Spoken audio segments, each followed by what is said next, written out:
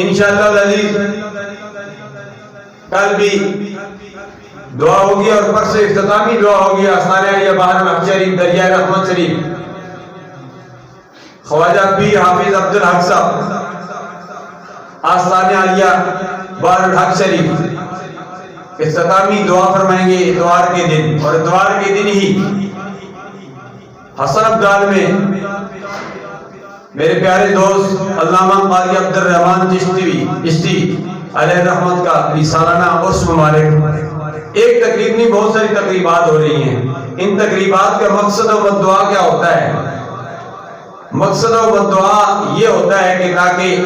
لوگوں کو ایسی تقریبات میں بلا کر لوگوں کی بیٹری کو چارج کیا جائے، لوگوں کو قال اللہ و قال الرسول کا درس دیا جائے، امر بالمعروف نہی عن المنکر کا درس دیا جائے،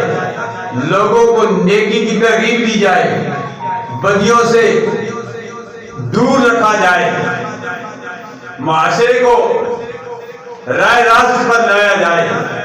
یہ ہم علماء کرام کا کام ہے، ہمارا کام ہے بلغوا ولو آیہ۔ ایک